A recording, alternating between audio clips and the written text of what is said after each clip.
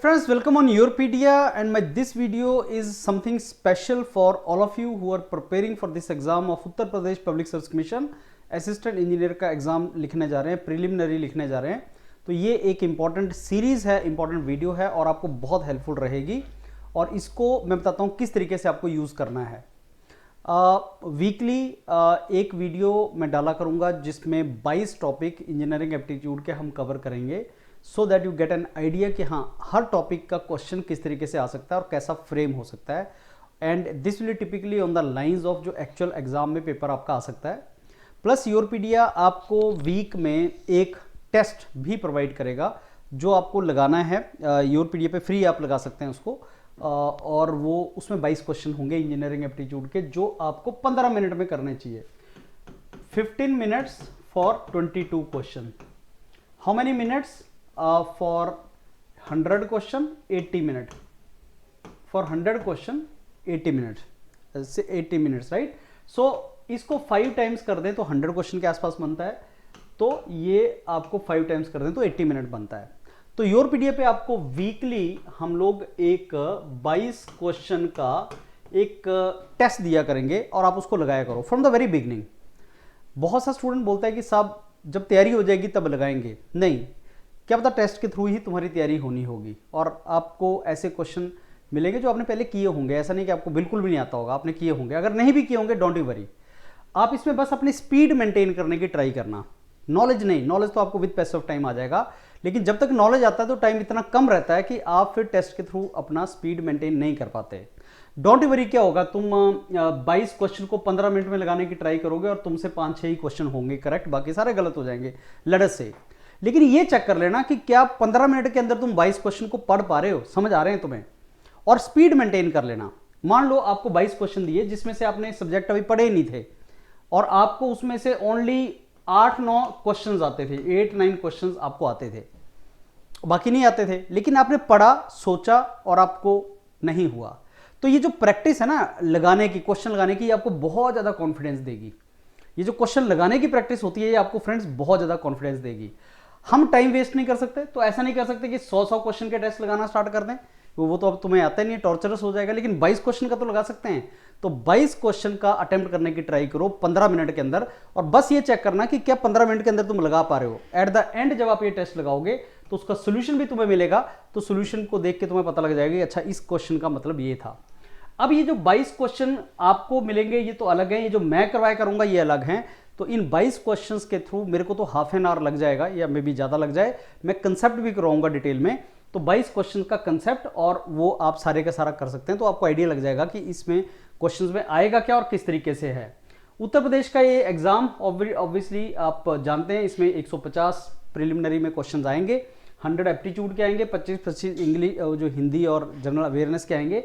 और इस 100 क्वेश्चन का एक छोटा वर्जन रेप्लिका मैंने 22 क्वेश्चन के थ्रू निकाला है। और ये जो 22 क्वेश्चन है ये नॉर्मली आपके 22 जो हमारे जो 22 क्वेश्चन है उसको किया कैसे, ये जो 22 टॉपिक हैं तुम्हारे general engineering, principle of design and drawing, यहाँ से लेके तो नीचे तक जो तुम्हारे 22 क्वेश्चन हैं, ये 22 टॉपिक हैं। हर टॉपिक में से एक क्वेश्चन मैं फ्रेम करूंगा और उस एक क्वेश्चन को आप सॉल्व करेंगे, देखेंगे किस तरीके से आप उसको निकाल सकते हैं। और हर क्वेश्चन में जो कंसेप्ट होगा उसका वो हम डिस्कस करेंगे और उस कंसेप्ट को अंडरस्टैंड करने की ट्राई करेंगे। तो लेट अस स्टार्ट फ्रेंड्स, एक एक टॉपिक लेके उसमें से एक एक क्वेश्चन सॉल्व करते हैं और इसको कंसेप्ट को अंडरस्टैंड करने की ट्राई करते हैं। क्वेश्चन अच्छे होंगे, आपको मजा आएगा क्वेश्चन करके, और पूरे के पूरे 22 टॉपिक्स का आपको एक फील आएगी किस तरीके से हमने इसको करना है। तो स्टार्ट करते हैं। Let us go for first question. Which of the following is not a conic section? 4 choice उसने दिया, इनमें से कौन सा कोनिक सेक्शन नहीं है। और ऑब्वियसली ये जो क्वेश्चन है ये आपका इंजीनियरिंग ड्राइंग वाले टॉपिक में से है। इनमें से कौन सा कोनिक सेक्शन नहीं है? Okay, apex, hyperbola, eclipse, ellipse या पैराबोला, कौन सा नहीं है? अब ऑब्वियसली अपेक्स नहीं होता, तो कोनिक सेक्शन बोलते किसको है? कोनिक सेक्शन बेसिकली जब एक प्लेन किसी कोन को कट करता है एक एंगल पे, एक्सिस ऑफ द कोन होती है, उसके किसी एंगल पे जब कट करता है तो कोनिक सेक्शन बनता है, उसकी एक शेप होती है। आपको पता है ना कोनिक सेक्शन क्या होता है? एक ट्रायंगल को 3 डायमेंशनल ले लो तो कोनिक सेक्शन बनेगा। इसी तरीके से इस ट्रायंगल को अगर मैं 3 डायमेंशनल व्यू दे दूं तो एक कोनिक सेक्शन बनेगा।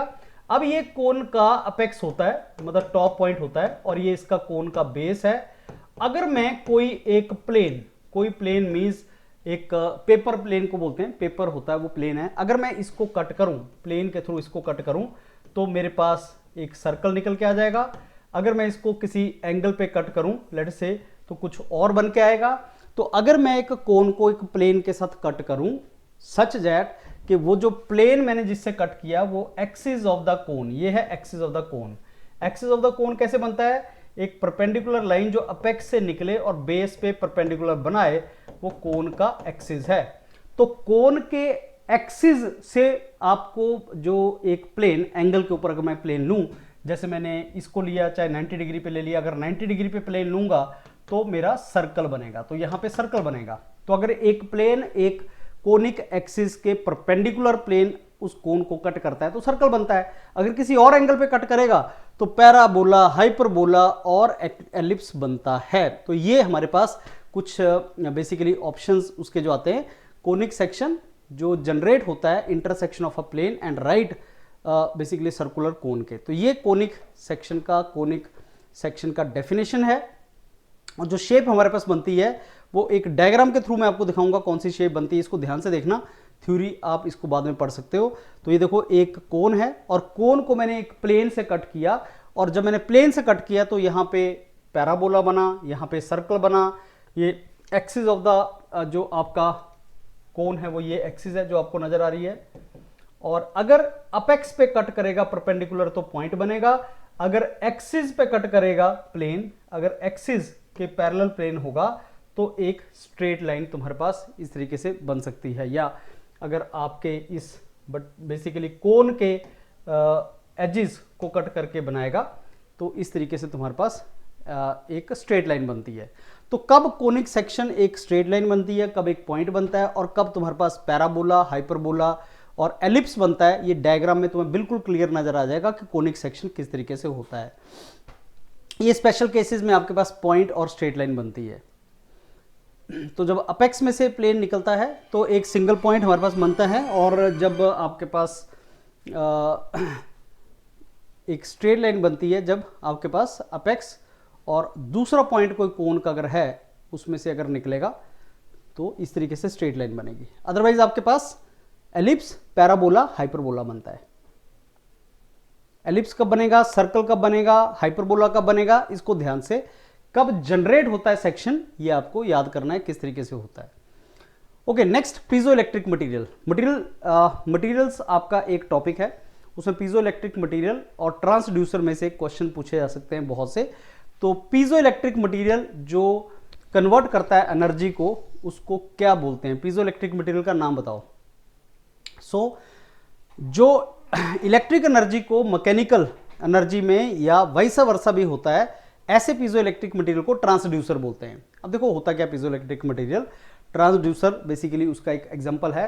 तो पीजो इलेक्ट्रिक मटेरियल क्या होता है, अगर आप उसके ऊपर फोर्स लगाओगे या प्रेशर लगाओगे तो उसकी प्रॉपर्टीज पीजो इलेक्ट्रिक मटेरियल की ऐसी होती है कि वो इलेक्ट्रिक सिग्नल जनरेट करता है, और उस इलेक्ट्रिक सिग्नल को हम मेजर कर लेते हैं आउटपुट के ऊपर, और उस आउटपुट के बेस पे, इलेक्ट्रिक सिग्नल के आउटपुट के बेस पे हम ये मेजर कर सकते हैं कि फोर्स कितनी थी। आप जानते हैं डायनेमोमीटर एक फोर्स मेजरिंग डिवाइस होता है। डायनेमोमीटर क्या मेजर करता है? फोर्स मेजर करता है। तो डायनेमोमीटर में फोर्स को मेजर करने के लिए पीजो इलेक्ट्रिक मटेरियल को यूज किया जाता है। डायनेमोमीटर में ये पीजो इलेक्ट्रिक लगा होता है, ऊपर से फोर्स लगी, फोर्स की वजह से इलेक्ट्रिक जनरेशन, एक सिग्नल जनरेट हुआ, उस सिग्नल के टर्म में हम फोर्स को कैलकुलेट कर सकते हैं। सिमिलरली एक टर्म होती है फ्रेंड्स, बेसिकली आपका कुछ जो डिवाइसेस होती हैं जिनमें हम थर्मोमीटर को भी मेजर करते हैं। थर्मोकपल तो किसी और कंसेप्ट, वो हीट के कंसेप्ट पे वर्क करता है, लेकिन अगर हमें थर्मोमीटर या अगर हमें सपोज कोई और भी प्रॉपर्टीज मेजर करनी हो, फोर्स के अलावा प्रेशर को मेजर किया जा सकता है, एक्सेलरेशन को मेजर किया जा सकता है। तो अगर हमें ये terms force, temperature, strain, friction, ऐसी अगर हमें टर्म्स को मेजर करना हो तो हम इलेक्ट्रिक सिग्नल के आउटपुट के टर्म्स से, जैसे मैंने आपको एक्सप्लेन किया, हम उसको मेजर कर सकते हैं। सो पीजोइलेक्ट्रिक मटेरियल जो बेसिकली ट्रांसड्यूसर के अंदर जिसको हम यूज करते हैं, ऐसे मटेरियल्स को, पीजोइलेक्ट्रिक मटेरियल का एग्जांपल मैं भी आपको दूंगा, क्वार्ट्स वगैरह होते हैं। तो उसमें एनर्जी बेसिकली एक फॉर्म से दूसरी फॉर्म में, जैसे मैकेनिकल एनर्जी को आपने इलेक्ट्रिकल एनर्जी में कन्वर्ट कर दिया, हम उस तरीके से उसको यूज करते हैं। और इनकी एक यूनिक प्रॉपर्टी होती है क्योंकि इनका क्रिस्टलाइन स्ट्रक्चर जो है उसमें एक यूनिक प्रॉपर्टी होती है जिसमें इलेक्ट्रिक चार्ज बेसिकली जनरेट होता है, इलेक्ट्रिक सिग्नल जनरेट होता है जब आप प्रेशर को अप्लाई करते हैं।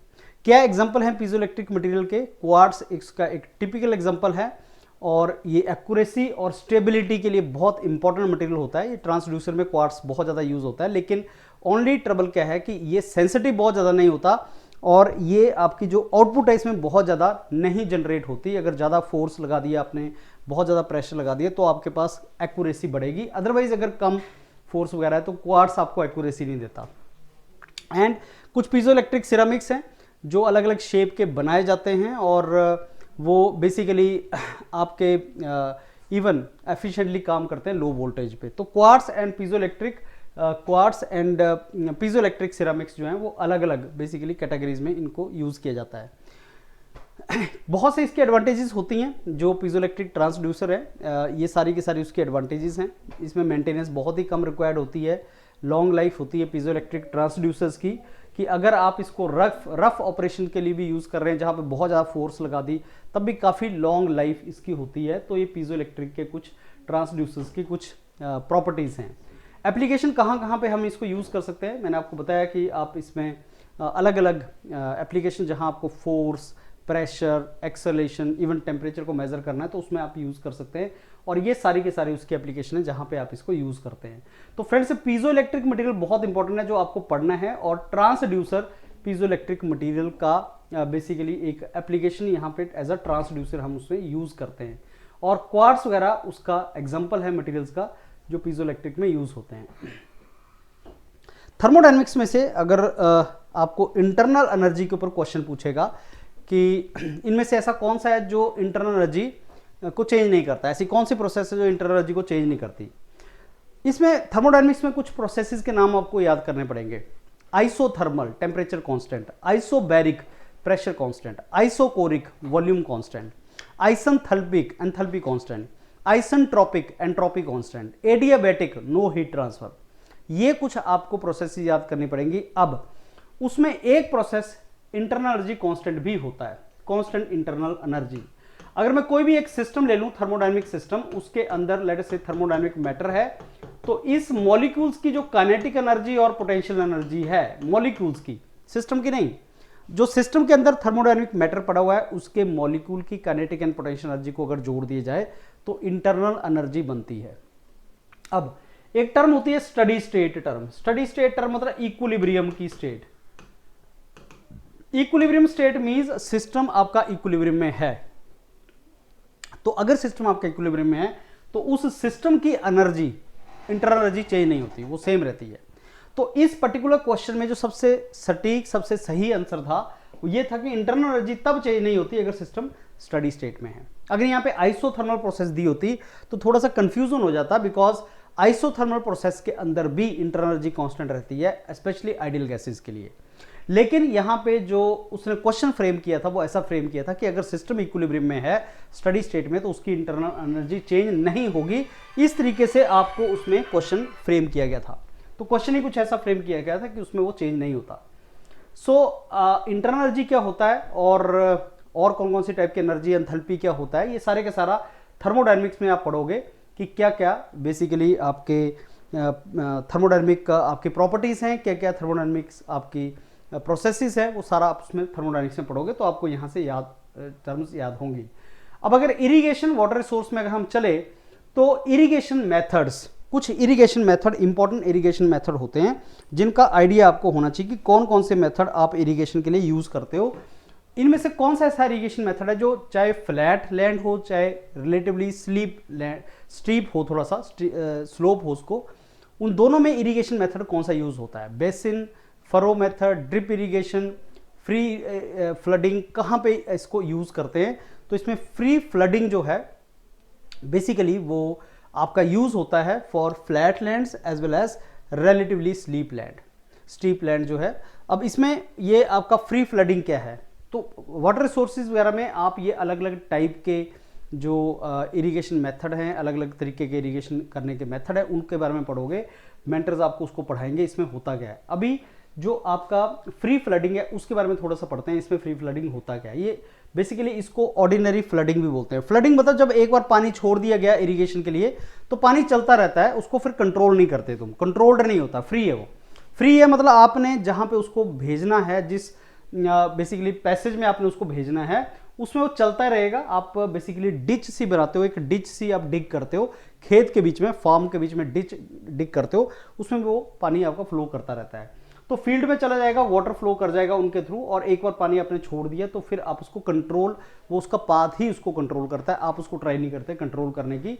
और जो स्ट्रिप्स आप बनाते हो, जो आप ये डिचेस सी बनाते हो, इनका नाम होता है लेटरल्स। तो फ्री फ्लडिंग मेथड आप इसमें दोनों में यूज कर सकते हो। इरिगेशन मेथड की कैटेगरीज वगैरह आप पढ़ोगे, वाटर रिसोर्स और इरिगेशन में ये टॉपिक आएगा, और सिविल के मेंटर आपको करवाएंगे इसमें कौन कौन से इसके मेथड होते हैं, तो क्या इसकी कैटेगरीज हैं, वो सारे के सारा इरिगेशन मेथड, सरफेस इरिगेशन, सब surface irrigation, sprinkler method, drip irrigation वगैरह, ये सारे के सारा उसी के अंदर आप पढ़ते हो, और ये सारे मेथड उसमें आएंगे। फ्री फ्लडिंग के अंदर ये जो होता है कि डिच को आप एक्सकावेट करते हो, उसको खोदते हो, बेसिकली डाउन द स्लोप भी खोदते हो, अप भी खोदते हो, कंट्यूर के अक्रॉस भी करते हो, और ये सूटेबल होता है मेथड जब आपको basically close growing crops, pastures वगैरह के लिए ये काफ़ी सूटेबल मेथड होता है।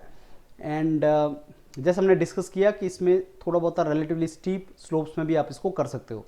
ये दो डायग्राम्स पे आपको दे रहा हूँ, ये मेन सप्लाई है, बेसिकली मेन सप्लाई वाटर की या डिच की, जो भी आप इसमें बोल लो, मेन सप्लाई, जहाँ से फिर आप परपेंडिकुलर खेत की जो लेंथ है उसके परपेंडिकुलर आप इस तरीके से ये बना लेते हो, लेटरल से क्रिएट कर लेते हो, और ये फिर पानी उस खेत में चलता रहता है। तो मैं भी आपने बहुत से खेतों में ऐसा देखा होगा, ऐसा बना होता है, इसको फ्री फ्लडिंग बोलते हैं। Again I am telling you friends what are the typical kind of questions you can expect in this exam. PERT and CPM में प्रोजेक्ट मैनेजमेंट अगर आप करोगे तो पर्ट सीपीएम उसके अंदर आएगा, और प्रोडक्शन एंड कंस्ट्रक्शन के अंदर भी ये पार्ट आएगा। तो पर्ट एंड सीपीएम में एक टर्म बहुत इंपॉर्टेंट होती है कि क्रिटिकल पाथ बोलते किसको हैं। क्रिटिकल पाथ के बारे में दो चीज याद रखना। क्रिटिकल पाथ होता है longest path and shortest time to complete project. ये दो टर्म याद रखना। क्रिटिकल पाथ प्रोजेक्ट मैनेजमेंट में नेटवर्किंग डायग्राम होती है। तो नेटवर्क पे जो सबसे लंबा रास्ता होता है, जिसमें सबसे ज्यादा टाइम लगेगा नेटवर्क पे, नेटवर्क डायग्राम में सबसे लंबा पाथ वो क्रिटिकल पाथ होता है। लेकिन वो मिनिमम टाइम है, शॉर्टेस्ट टाइम है, जिसके अंदर आप प्रोजेक्ट को कंप्लीट कर सकते हो, उसके कम में कंप्लीट नहीं कर सकते। ये दो चीजें आपने याद रखनी है। तो बेसिकली ये शॉर्टेस्ट रूट होता है किसी प्रोजेक्ट को कंप्लीट करने के लिए। शॉर्टेस्ट रूट मतलब shortest time in fact to complete करने के लिए। लेकिन उस डायग्राम में ये लॉन्गेस्ट पाथ होता है। लॉन्गेस्ट पाथ बेसिकली, या किसी इनिशियल से एंड इवेंट तक पहुंचने के लिए, अगर स्टार्टिंग पॉइंट ए है, एंड पॉइंट आपका ये है, तो दो रास्ते हैं मेरे को यहां से यहां जाने के लिए। अगर मैं इस रास्ते से जाऊंगा तो देखो कितना टाइम लगेगा, 3 और 8 11 दिन यहां पे लग जाएंगे, या 6 दिन लगेंगे। तो बेसिकली यहां से यहां तक जाने के लिए मेरे को 11 दिन, और यहां से यहां तक जाने में 6 दिन। तो मैं लंबे वाले रास्ते को लूंगा तो ये क्रिटिकल पाथ बन जाएगा। लेकिन प्रोजेक्ट कितने दिनों में कंप्लीट होगा? 3 दिन, 11, 14 दिन, 15 दिन। 15 दिन से पहले प्रोजेक्ट कंप्लीट नहीं होगा। अगर मैं इस रास्ते से जाऊंगा तो 10, 13 दिन, 13 दिन में प्रोजेक्ट कंप्लीट नहीं होगा, बिकॉज ये एक्टिविटीज कंप्लीट नहीं हो पाएंगी। तो critical path is the longest route on network diagram but shortest time in which I can complete the project, उसको क्रिटिकल पाथ बोलते हैं। और ये जो क्रिटिकल पाथ होता है, इसके ऊपर जो फ्लोट एंड स्लैक होता है वो आपका 0 होता है। अब फ्लोट क्या है, स्लैक क्या है, ये आप जब पर्ट एंड सीपीएम करोगे फ्रेंड्स, उसमें आपको समझ आएगा कि फ्लोट और स्लैक किसको बोलते हैं और क्रिटिकल पाथ किसको बोलते हैं। ये सारे के सारा हम वहां पे डिस्कस करेंगे।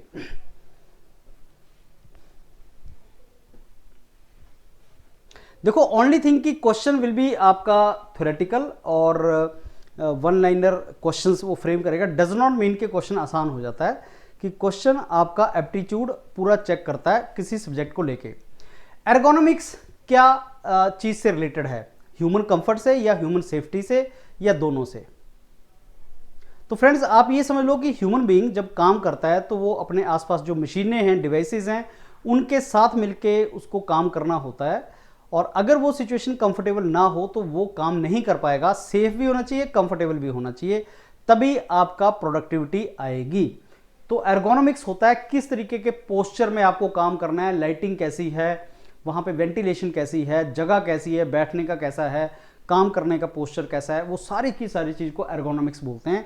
और एर्गोनॉमिक्स ह्यूमन फैक्टर इंजीनियरिंग, मतलब जहां पे ह्यूमन बीइंग काम कर रहा है उस जगह का डिजाइन ह्यूमन बीइंग के लिए कैसा है, उसको बोलते हैं एर्गोनॉमिक्स। और एर्गोनॉमिक्स अगर अच्छा होगा तभी आपका आउटपुट अच्छा आएगा, अदरवाइज नहीं, इंडस्ट्री का आउटपुट अच्छा नहीं आ सकता। सो बेसिकली एर्गोनॉमिक्स, अलग अलग तरह के एर्गोनॉमिक्स डिजाइन होते हैं। आपको एर्गोनॉमिक्स मॉनिटर मींस किस हाइट पे लगा होना चाहिए। जैसे आप कंप्यूटर देखते हो, लैपटॉप देखते हो, कंप्यूटर का जो हाइट है और आपकी बॉडी का जो नेक और आईज हाइट है वो एक हाइट पे मैच होना चाहिए। वैसे अगर कोई मॉनिटर लगा हुआ है सामने तो मेरे को एक पर्टिकुलर हाइट पे मैं उसको देख सकता हूँ। अगर मैं ऐसे नीचे होकर देखना पड़े या मेरे को ऐसे देखना पड़े या मेरे को ऊपर कर क्या देखना पड़े, that is not a right posture. उसी तरीके से विजुअल एर्गोनॉमिक्स किसी और चीज पे फोकस करता है, लाइटिंग सिस्टम। ऑडिटरी एर्गोनॉमिक्स, सुनने के लिए किसी और चीज पे फोकस किया जाता है, साउंड लेवल कितना होना चाहिए, ये सब चीज उसमें फोकस करता है। अब इसको ध्यान से देखना, good posture, bad posture, good ergonomics, bad ergonomics. ये इंडिविजुअल जो लैपटॉप पे काम कर रहा है तो उसकी आईज और बॉडी पोस्चर देखो कैसे है, उसका नेक पेन होगा, इसमें नहीं होगा। इसमें आपका यही पोस्चर होना चाहिए, आपकी आईज के हिसाब से डिजाइन किया जाता है।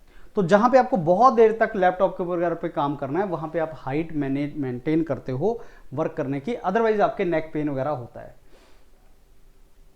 आईओटी में कौन सा डिवाइस यूज किया जाता है जिसको डाटा पकड़ने के लिए यूज किया जाता है? तो अगर मेरे को डाटा कैप्चर करना हो इंटरनेट ऑफ थिंग्स वर्ल्ड में, physical world in IoT devices, internet of things बहुत इंपॉर्टेंट एक टॉपिक है आपका इंफॉर्मेशन एंड कम्युनिकेशन टेक्नोलॉजीज के अंदर, तो उसको हम डिस्कस करेंगे। तो ऐसा कौन सा डिवाइस है जो डाटा को कैप्चर करने के लिए यूज करते हो? That is sensor. सेंसर जो होता है वो डाटा को कैप्चर करता है, एंड माइक्रो प्रोसेसर जो होता है वो ऑपरेशंस को कंट्रोल करता है, और एक्चुएटर जो होता है वो बेसिकली आउटपुट को कंट्रोल करता है, वो मोशन से रिलेटेड है। तो एक्चुएटर के हैं, माइक्रो प्रोसेसर के हैं, आपके सेंसर के हैं, ये आपको टर्म्स पता होनी चाहिए। सेंस क्या है? डाटा को कलेक्ट करता है। बेसिकली जब भी कोई इनपुट आएगी तो सेंसर उस इनपुट को नोट कर लेगा और आपको डाटा कलेक्ट करके दे देगा। और ये अलग अलग तरह के सेंसर्स होते हैं, अलग अलग तरह के सेंसर्स आप पढ़ोगे, और इनका सेंसर्स का काम डिटेक्शन करना, temperature, pressure, light, sound, motion सब डिटेक्ट करता है, कन्वर्ट करना एक सिग्नल को दूसरी सिग्नल में, डाटा को ट्रांसमिट करना बेसिकली अदर डिवाइसेस को। कितनी तरह के सेंसर होते हैं? Temperature sensor, pressure sensor, light sensor, motion sensor, gas sensor, chemical sensor, ये अलग अलग सेंसर और उनके नाम। जैसे थर्मिस्टर या थर्मोकपल क्या होता है? वो टेम्परेचर सेंसर होता है, जो टेम्परेचर को मेजर करने के लिए यूज करते हैं, that is the temperature sensor, right. And pressure sensor जो बैरोमीटर है, स्ट्रेन गेजेस हैं, वो प्रेशर सेंसर्स होते हैं। तो ये अलग अलग तरह के सेंसर्स हैं जो बेसिकली आप यूज करते हो। एंड उसी तरीके से ये आपका जायरोस्कोप वगैरह, फोटो डायोड्स वगैरह, ये आपको इन सब का नॉलेज होना चाहिए। The reason I am giving you here is आपको पता लग जाए कि मेरे को थोड़ा सा इसका आइडिया होना चाहिए। बाकी मेंटर्स आपको ये सेंसर्स आईओटीज में, दुष्यंत सर आपको ये सारे का सारा चीज एक्सप्लेन करेंगे और इसको पढ़ाएंगे भी। What is the primary function of actuator in robotic system?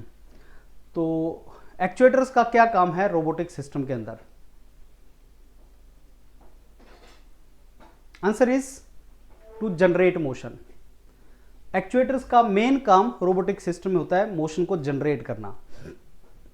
Energy को मैकेनिकल फोर्स में कन्वर्ट करते हैं, जिससे रोबोट अपने लिम्स वगैरह को मूव करता है और अपने आसपास जो एनवायरनमेंट है उसको मैनिपुलेट करता है।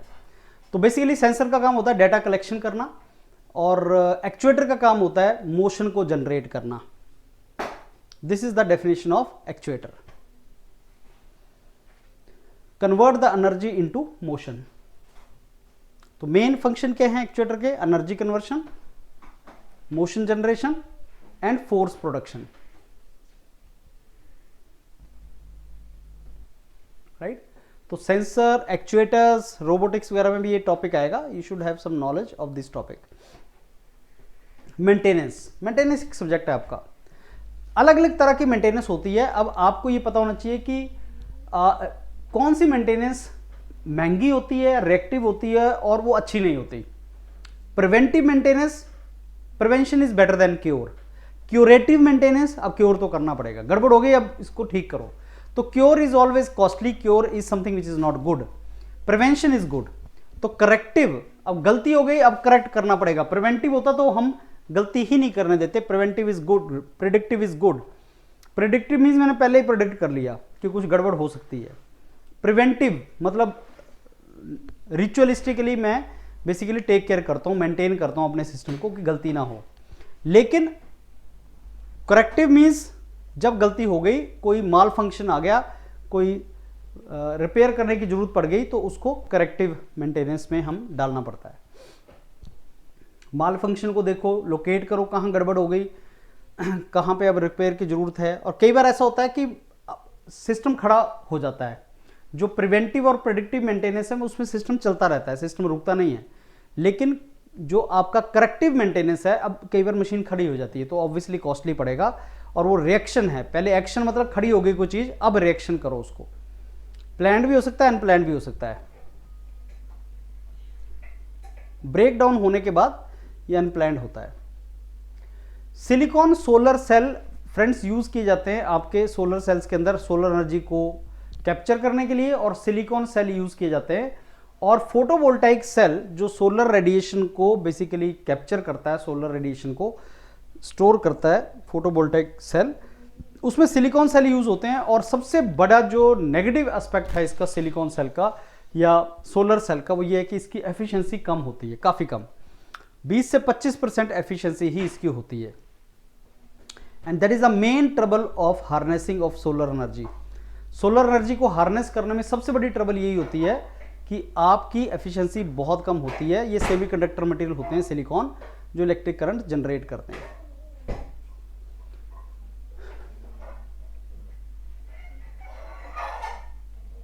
तो इसमें जो आपके सिलिकॉन सोलर सेल होते हैं वो सेमीकंडक्टर मटेरियल होते हैं, पीएन जंक्शन होते हैं, और इसके कंपोनेंट्स लगे होते हैं, photon observer, electron hole pair generation, charge separation, ये सारे के सारे उसके कंपोनेंट्स हैं। इसके सारे के सारे कंपोनेंट्स हैं इसके सोलर सेल में जो ये यूज़ होते हैं। अब एक डायग्राम के थ्रू आपको मैं दिखाता हूँ इसमें जो ये सारा यूज़ होता है। तो ये होता है टिपिकल फोटोवोल्टाइक सेल का जो प्रिंसिपल है। सोलर एनर्जी आएगी और इस तरीके से आपके अलग अलग लेयर के ऊपर, फोटोवोल्टाइक सेल में अलग अलग लेयर्स होती हैं, कुछ सेमीकंडक्टर्स की लेयर्स होती हैं, और इस तरीके से एनर्जी को आप फिर सेव करते हो, स्टोर करते हो। एक्यूरेसी और प्रिसीजन के अंदर क्या डिफरेंस है या क्या सिमिलरिटी है? Accuracy and precision. देखो, अगर मैं वेइंग मशीन पे चढ़ जाऊं और वेइंग मशीन मेरा लेट्स से मास जो है या वेट जो है वो 60 किलो है, और मैं वेइंग मशीन पे चढ़ गया और वो 70 किलो दिखा रही है, तो एक्यूरेट नहीं है। लेकिन हर बार मैं जब मैं चढ़ रहा हूं वो 70 किलो ही दिखा रही है, इसका मतलब प्रिसाइज है। अगर सोचो मैं वेइंग मशीन पे चढ़ गया और वो कभी 61 किलो दिखा रही है, कभी 58 दिखा रही है, कभी 62 दिखा रही है, तो एक्यूरेट तो है, प्रिसाइज नहीं है। मतलब सेम चीज को बार बार दिखाना इज प्रिसीजन, लेकिन एक्चुअल वैल्यू के क्लोज दिखाना इज एक्यूरेसी। तो एक्यूरेसी और प्रिसीजन जो है, closeness to actual value is accuracy, और प्रिसीजन रेफर्स टू रिपीटेबिलिटी, कितना तुम रिपीट कर पा रहे हो सेम चीज को। हर बार गलत दिखा रही है, लेकिन हर बार दिखा सेम रही है गलत लेकिन सेम दिखा रही है। एक बहुत अच्छा डायग्राम है जिसके थ्रू आप ये समझ सकते हो। 4 डायग्राम्स हैं इसमें। एक्यूरेसी भी कम, एक्चुअली में मेरे को ये चाहिए रिजल्ट, आप जानते हो ये मेरे को रिजल्ट चाहिए यहां पे, और मैंने 4 बार हिट किया, कभी यहां गिर रहा है, कभी यहां गिर रहा है, कभी यहां गिर रहा है, तो ना तो एक्यूरेट है ना प्रिसाइज है। ये हर बार गलत है लेकिन एक ही जगह पे गया, प्रिसाइज है, एक्यूरेट नहीं है। ये एक्यूरेट है लेकिन प्रिसाइज नहीं है। हाई एक्यूरेसी प्रिसीजन नहीं है, हाई प्रिसीजन एक्यूरेसी नहीं है, ना तो प्रिसीजन ना एक्यूरेसी, प्रिसीजन भी है और एक्यूरेसी भी है। मेरे को बहुत अच्छा लगता है डायग्राम, और ये बेसिकली आपका प्रिसीजन और एक्यूरेसी को एक्सप्लेन कर देता है ये कंसेप्ट है क्या। एयर कंडीशनर में कौन सी डिवाइस इनमें से नहीं होती? इनमें से कौन सी चीज एयर कंडीशनर में नहीं होती? कंप्रेसर नहीं होता है, कंडेंसर नहीं होता है, इवेपोरेटर नहीं होता, रेडिएटर नहीं होता। क्या नहीं होता? देखो, रेडिएटर होता है इंजन को ठंडा करने के लिए, इंटरनल कंबशन इंजन में यूज होता है वो। एयर कंडीशनर में कंप्रेसर और कंडेंसर यूज होता है, रेडिएटर यूज नहीं होता। तो बेसिकली एयर कंडीशनर में एक कंप्रेसर लगा होता है जो बहुत आवाज करता है, बहुत बड़ा सा कंप्रेसर होता है। फिर वो एसी के अंदर आप उसको रेफ्रिजरेंट भेजते हो कंप्रेस करने के बाद, फिर वो बेसिकली उसमें से वेपर बनेंगे, वो फिर कंडेंसर में जाएंगे, कंडेंसर में जाने के बाद इवेपोरेटर के थ्रू जाता है, तो ऐसे सर्कल सा बनता है एयर कंडीशनर का।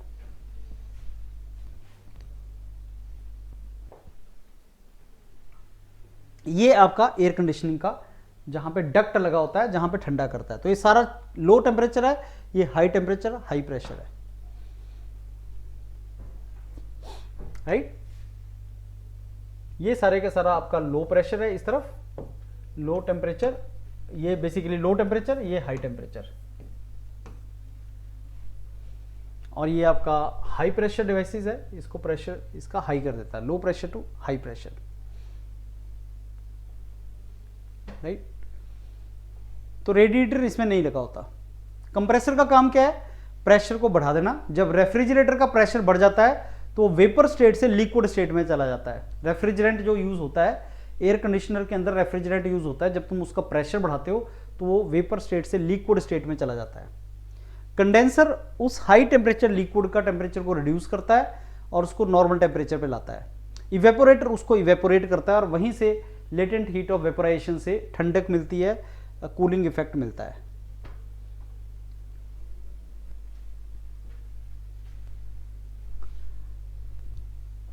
इनमें से कौन सा डिजास्टर मैनेजमेंट साइकिल का फेज नहीं है? इनमें से कौन सा ऐसा है जो डिजास्टर मैनेजमेंट का फेज नहीं है? Mitigation, preparedness, response. देखो सारे डिजास्टर मैनेजमेंट साइकिल के फेज हैं ये। मैं आपको डिजास्टर मैनेजमेंट जब हम करेंगे डिटेल में तो आपको इसका पता लगेगा कि ये सारे के सारे जो है डिजास्टर मैनेजमेंट फेज के फेजेस हैं डिजास्टर मैनेजमेंट के। मिटिगेशन मतलब रिड्यूस करना, प्रिपेयरनेस मींस प्लानिंग करना, प्रिपेयर करना, रिस्पॉन्स मतलब एक्शन लेना, इमीडिएट एक्शन लेना, और रिकवरी मींस नॉर्मल सिचुएशन को रिकवर करना। तो ये सारे के सारे आपके डिजास्टर मैनेजमेंट के फेजेस हैं। मिटिगेशन में क्या होता है?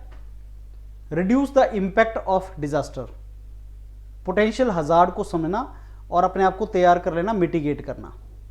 प्रिपेयरनेस बेसिकली प्लानिंग करना पोटेंशियल रिस्क के लिए, इमरजेंसी प्लान बनाना, सारे के सारा प्लानिंग कर लेना कि गड़बड़ होगी तो क्या करेंगे। रिस्पॉन्स, अब हो गया डिजास्टर हो गया, अब search and rescue operation start करो। रिकवरी, दोबारा से अब हमें वापिस आना है, दोबारा से इंफ्रास्ट्रक्चर क्रिएट करना है। इवेंट होने के बाद रिस्पॉन्स एंड रिकवरी, इवेंट से पहले मिटिगेशन, प्रिपेयरनेस, ये सारे का सारा ये डिजास्टर हो गया। डिजास्टर के बाद ये होता है, डिजास्टर से पहले ये होता है। तो मिटिगेशन और प्रिपरेशन डिजास्टर से पहले की बात है और ये डिजास्टर के बाद की बात है। ये चारों के चारों जो आपके फेजेस हैं वो एक साइकिल में कनेक्टेड होते हैं। यूटिलिटेरियनिज्म, एथिकल थ्योरी में यूटिलिटेरियनिज्म एक बहुत इंपॉर्टेंट थ्योरी है और ये थ्योरी ये बोलती है कि कोई भी आपका एक्शन एथिकली करेक्ट है या इनकरेक्ट है वो इस पे डिपेंड करेगा कि एंड रिजल्ट से कितने लोगों को फायदा हुआ। मैं एक एग्जांपल देता हूं, अगर एक हॉस्टेज क्राइसिस आ जाए कि उन्होंने लोगों को हॉस्टेज बना रखा है और बोल रहे हैं कि इतने लोगों को छोड़ दो अदरवाइज हम इनको मार देंगे हॉस्टेजेस को, और जिन लोगों को छोड़ने के लिए बोला जा रहा है वो ड्रेडेड टेररिस्ट हैं। अब अंदर फोर्स जाती है और उन हॉस्टेजेस को मार देती है। अब इस सारी ऑपरेशन में 2-4 लोग भी मर जाते हैं। अब जिन टेररिस्ट को छोड़ने के लिए बोला जा रहा था वो हजारों लोगों को मार देते, जैसे IC-814 कंधार एपिसोड है जिसमें हमने टेररिस्ट को छोड़ दिया, उन्होंने हजारों लोग बाद में मारे। तो हम कुछ लोगों को बचा रहे थे लेकिन उन टेररिस्ट ने बाद में हजारों लोग मारे इंडियन। तो ये यूटिलिटेरियन थ्योरी है कि कोई भी चीज करेक्ट है या नहीं करेक्ट है वो इस पर डिपेंड करता है कि कितने लोगों के लिए वो बेनिफिट दे रही है। ये बेसिकली कंसीक्वेंस क्या है, कंसीक्वेंशियल थ्योरी है ये, जो मैक्सिमाइजेशन ऑफ हैप्पीनेस और वेलबींग के ऊपर वर्क करती है। कि 2-4 जो लोग मर गए हॉस्टेज क्राइसिस में वो सही था, एथिकल था, गलत था वो, लेकिन ये सोचो कि अगर आप उनको डिमांड मान लेते तो कितना बड़ा नुकसान होता। यूटिलिटेरियन थ्योरी वही है, कंसीक्वेंशियल थ्योरी है ये। मैक्सिमाइजिंग द ओवरऑल हैप्पीनेस और यूटिलिटी और बेनिफिट, तो ये बेसिकली आउटकम के ऊपर फोकस करता है और हैप्पीनेस को या रिजल्ट को मैक्सिमाइज करने की थ्योरी ट्राई करती है, और इसको एथिकल थ्योरीज में हम पढ़ेंगे। क्वालिटी कंट्रोल, क्वालिटी एश्योरेंस दो चीजें हैं। तो क्वालिटी एश्योरेंस क्या चीज होती है? क्वालिटी एश्योरेंस मींस के हम डिफेक्ट प्रोड्यूस ही ना करें। क्वालिटी कंट्रोल मींस डिफेक्ट अगर कोई है तो उसको निकाल दें, लेकिन क्वालिटी एश्योरेंस बोलता है कि at the first place defect produce ही ना हो, let the defect not produce at the first place, उसको क्वालिटी एश्योरेंस बोलते हैं। तो क्वालिटी एश्योरेंस प्रिवेंशन टेक्निक है और ये ज्यादा ब्रॉड टर्म होती है, और ये क्वालिटी स्टैंडर्ड्स को एस्टेब्लिश करके कि कोई गलती ही ना हो, institute should focus on quality assurance. Quality control गलती हो गई, अब उसको डिफेक्ट को निकालो, ये करेक्टिव अप्रोच है बेसिकली। इंस्पेक्शन टेस्ट इसमें किए जाते हैं कि गलती निकालो, इंस्पेक्शन करो। तो क्वालिटी एश्योरेंस प्रोएक्टिव है, क्वालिटी कंट्रोल रिएक्टिव प्रोसेस है। ये इन दोनों के बीच में difference, quality control, quality assurance. बहुत डिटेल में हमने क्वालिटी कंट्रोल, क्वालिटी एश्योरेंस को किया हुआ है, हमने पढ़ा हुआ है इसको, तो इसको ध्यान से करना। यहां प्रोडक्ट, डिफेक्टिव प्रोडक्ट कौन सा है उसके ऊपर फोकस होता है। प्रोसेस पे फोकस करो सो दैट प्रोडक्ट डिफेक्टिव निकले ही ना तुम्हारा। यह है कि डिफेक्ट को ढूंढो, यह है डिफेक्ट को प्रिवेंट करो। ये क्वालिटी ऑडिट्स करो या टेस्टिंग करो। पेटेंट फाइलिंग में प्रायर आर्ट का मतलब क्या होता है? इंटेलेक्चुअल प्रॉपर्टी राइट आपके सिलेबस में है, तो उसमें पेटेंट फाइलिंग में एक टर्म होती है प्रायर आर्ट। वो क्या होती है? देखो, आप इंटेलेक्चुअल प्रॉपर्टी में, आप पेटेंट एक इंटेलेक्चुअल प्रॉपर्टी का एग्जांपल है। पेटेंट तभी फाइल कर सकते हो अगर आपकी इन्वेंशन में कोई न्यूनेस है, नोवेल्टी है, कोई नई चीज है और जिसका बहुत से लोगों को बेनिफिट हो सकता है, जिसका इंडस्ट्रियल एप्लीकेशन है। प्रायर आर्ट का मतलब यह है कि देख लो कि पहले ऐसी कोई चीज एग्जिस्ट तो नहीं करती और लोगों ने ऐसी इन्वेंशन कर तो नहीं रखी है, क्योंकि जब भी तुम पेटेंट फाइल करने जाओगे तो बोलेगा प्रायर किसी ने ऐसा काम तो नहीं किया, पहले तो नहीं किया है। प्रायर आर्ट का मतलब पहले किसी और ने तो नहीं किया, नया है आपका काम, नोवेल्टी है, ये मतलब होता है प्रायर आर्ट का।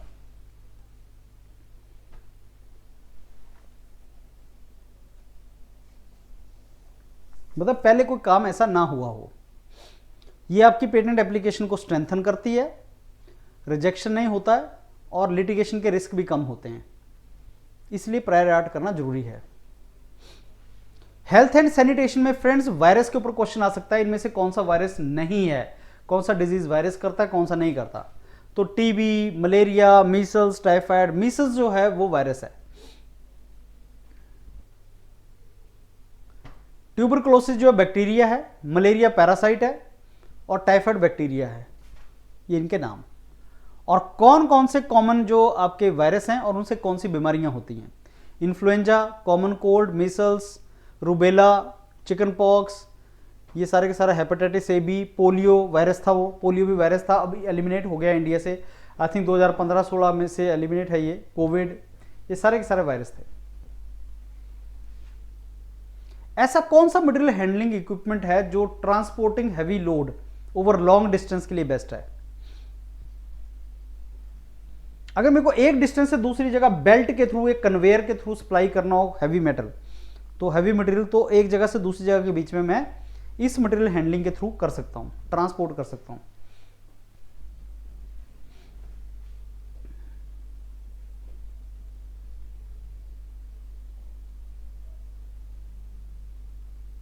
Continuous and efficient transportation.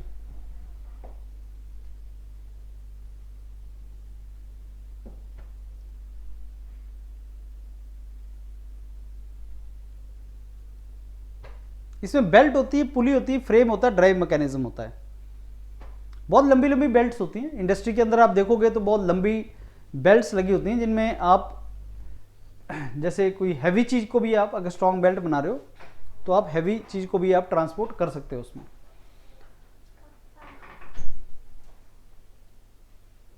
Primary objective क्या है United Nation framework convention on climate change का? What is the primary objective of United Nation framework on climate change? Primary objective है ग्रीन हाउस गैस कंसंट्रेशन को basically stable करना।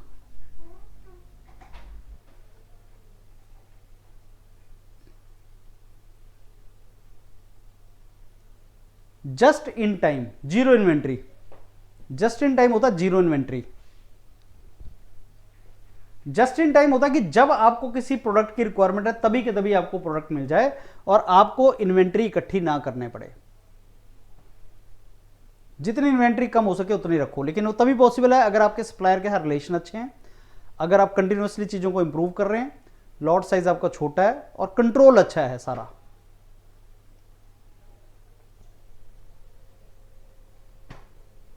Obviously just in time जो है वो system को सारे को इंप्रूव कर देता है और इससे ओवरऑल प्रोडक्शन कॉस्ट कम हो जाती है। लेकिन इंडिया में डिसरप्शन, अगर ट्रांसपोर्टेशन डिसरप्शन आएगा, सप्लायर का डिसरप्शन आएगा, तो चीज को इफेक्टिवली नहीं किया जा सकता। आर्टिफिशियल इंटेलिजेंस को प्रेडिक्टिव मेंटेनेंस इन ट्रांसपोर्टेशन में कैसे यूज कर सकते हैं? एआई का यूज क्या है predictive maintenance for transportation? Maintenance की अलग अलग टाइप है, प्रेडिक्टिव मेंटेनेंस है। एआई को कैसे यूज कर सकते हैं? हम व्हीकल का डाउन टाइम और मेंटेनेंस कॉस्ट को रिड्यूस कर सकते हैं। कैसे? जो एल्गोरिथम है एआई का वो एनालाइज कर सकता है कि व्हीकल में कब पोटेंशियल फेलियर होने के चांस हैं, सो दैट हम पहले ही उसकी मेंटेनेंस कर लें, ब्रेक डाउन ना हो।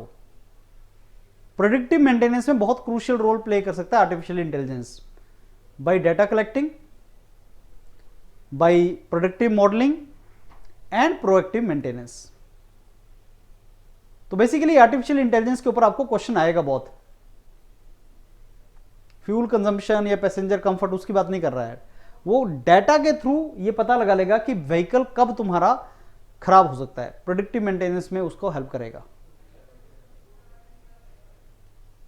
ये कुछ और एग्जांपल है उसके। इंजन फेलियर की प्रेडिक्ट कर सकता है